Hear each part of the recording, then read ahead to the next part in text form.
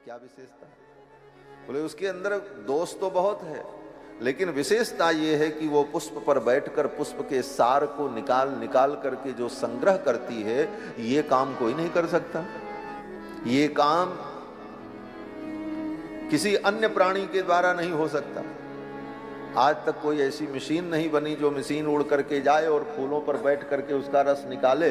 बड़े बड़े दुनिया के वैज्ञानिकों ने बड़े बड़े यंत्र बनाए, लेकिन आज तक ऐसा कोई यंत्र भी नहीं बना पाए कि कोई ऐसा यंत्र बना दें कि वो यंत्र उन फूलों पर जाए और फूल की एक पंखुड़ी भी न टूटे, उसका एक पराग भी नष्ट न हो, और उसका रस लेकर के आए और आपको 2 किलो 10 किलो 4 किलो हनी दे दे।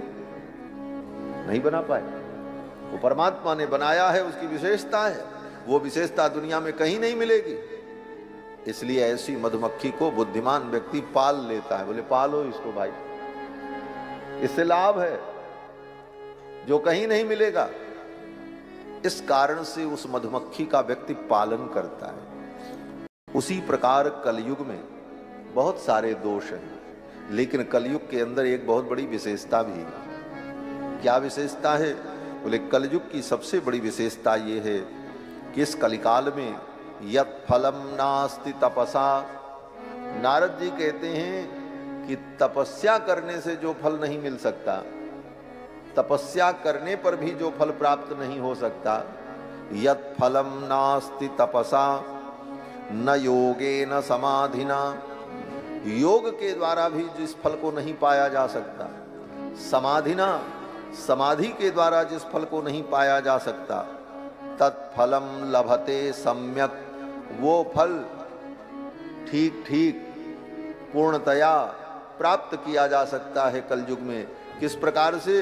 बोले केवल भगवान का कीर्तन करके। तत्फलम समवाप्नोति कलौ केशव कीर्तनात्, इस कलयुग में भगवान केशव का कीर्तन करके, भगवान हरि का गुणगान करके वो फल प्राप्त हो जाता है, जो फल योग से नहीं मिलता, जो समाधि से नहीं मिलता, जो यज्ञ से नहीं मिलता। तत्फलम लभते सम्यक कलौ केशव कीर्तनात्। कीर्तनात् का मतलब केवल कीर्तन नहीं है। कीर्तन का मतलब लोग यही समझते हैं बाजा बजा के जो गाए बजाए, इसी का नाम कीर्तन। कीर्तन का मतलब होता है भगवान की कीर्ति का गान, भगवान का चरित्र, भगवान की लीला, इसका वर्णन करना, इसको सुनना, इसकी चर्चा करना, इसी को गद्य में कहना, इसी को पद्य में कहना, इसी को गाना, इसी में रोना, इसका नाम कीर्तन। कीर्तन के अंतर्गत सब आ गया। ये जो कथा है ये भी कीर्तन ही है। भगवान की कीर्ति का कथन ही तो कीर्तन है, भगवान की महिमा का वर्णन ही तो कीर्तन है। तो नारद जी कहते हैं कलौ तदहरि कीर्तनात्, भगवान का वर्णन सुनने से, भगवान के गुणों का वर्णन करने से कलयुग में वो फल प्राप्त हो जाता है जो तपस्या से भी नहीं मिलता। इस विशेषता के कारण महाराज परीक्षित ने कलयुग को छोड़ दिया।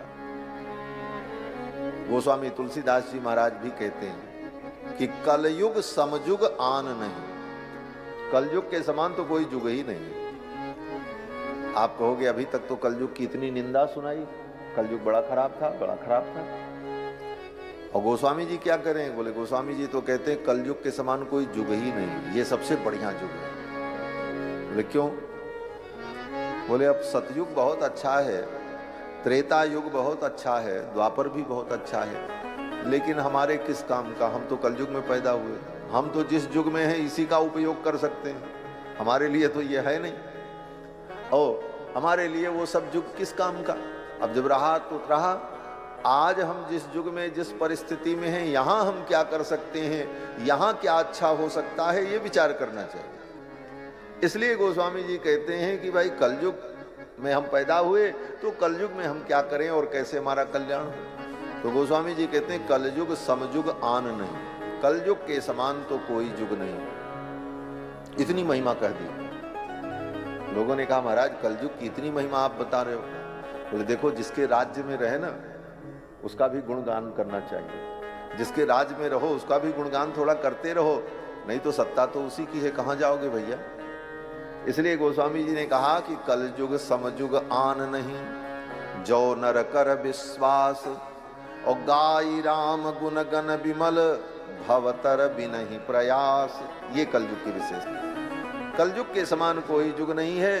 भगवान का गुणगान करके व्यक्ति बड़ी सरलता से संसार सागर से पार हो सकता है। कलयुग समयुग आने नहीं, जो नर कर विश्वास। कलयुग समयुग आने नहीं, जो नर कर विश्वास। गाई राम गुण गण विमल, भवतर बिनहि प्रयास। गाई राम गुण गण विमल, भवतर बिनहि प्रयास। हाँ भवतर बिनहि प्रयास, भवतर बिनहि प्रयास। कलयुग में बिना प्रयास के भगवान का गुण गा करके व्यक्ति भवसागर से पार हो जाए। और कलयुग की एक विशेषता और है, कलिकर एक पुनीत प्रतापा, मानस पुण्य हो ही नहीं पापा। कलयुग में मन से अगर कोई आप पाप करो तो वो पाप नहीं लगेगा, लेकिन मन से अगर आपने पुण्य किया तो वो पुण्य आपको प्राप्त होगा। ये कलयुग की बहुत बड़ी विशेषता है। कलिकर एक पुनीत प्रतापा, मानस पुण्य हो ही नहीं पापा। सतयुग में, त्रेता में, द्वापर में अगर मन से भी आपने पाप सोच लिया तो आपको पाप लग जाएगा। सतयुग में कोई प्राणी ये सोचे कि इसकी खोपड़ी हम फोड़ दें, भले नहीं फोड़ा लेकिन मन में विचार किया गुस्से में, तो पाप लग गया उसको। खोपड़ी फोड़ने का पाप लग गया सतयुग में, मन से ही उसने फोड़ दिया। और सतयुग में उसने मन में सोचा हम गंगा नहाएं, तो मन में सोचा गंगा नहाएं, लेकिन पुण्य नहीं हुआ। कब पुण्य होगा? बोले जब गंगा जाके नहाएगा। लेकिन कलयुग में, बोले कलयुग में अगर आपके मन में कोई पाप आ गया तो पाप आपको नहीं लगेगा। तब तक नहीं लगेगा जब तक वो पाप आपके द्वारा किया नहीं जाएगा। इतनी छूट है कलयुग में। और कलयुग में अगर मन से आपने पुण्य किया, आपके पास सामर्थ्य नहीं है लेकिन आपका मन पुण्य करने के लिए कहता है कि चलें गंगा नहा लें, तीर्थराज प्रयाग का दर्शन करें, दान करें, अच्छे कर्म करें, तो मन से अगर आप विचार कर रहे हैं तो उसका भी पुण्य आपको प्राप्त होगा। कलिकर एक पुनीत प्रतापा, मानस पुण्य हो ही नहीं पापा। ये कलयुग की बहुत बड़ी विषय। लेकिन इसका मतलब ये मत समझना कि मन से पाप करने पर पाप नहीं लगता है तो अब हम मन से दिन भर पाप ही सोचें। बार बार मन से पाप सोचते रहोगे तो आज नहीं कल आपके द्वारा हो जाएगा। जब हो जाएगा तो फिर पाप का फल भोगना ही पड़ेगा। इसलिए प्रयास यही होना चाहिए कि मन से भी हम पाप का चिंतन न करें, अधर्म का चिंतन न करें। नारद जी ने कहा इन विशेषताओं के कारण ही महाराज परीक्षित ने कलयुग को छोड़ दिया। और भगवान सब कुछ जानते हुए सहन क्यों करते हैं? बोले भगवान इसलिए सहन करते हैं कि अयम तो युग धर्मो ही वर्तते कस्य दूषणम, अतस्तु पुंडरीकाक्षः सहते निकटे स्थितः। अयम युग धर्मो ही, हर युग का अलग अलग धर्म होता है। कलयुग का यही धर्म है। कलयुग में लोगों की बुद्धि और लोगों का आचरण ऐसा ही होगा। इस युग में यही होना है। क्यों? बोले जिस काल का जो स्वरूप है उस काल में वैसा ही दृश्य प्रकट होता है।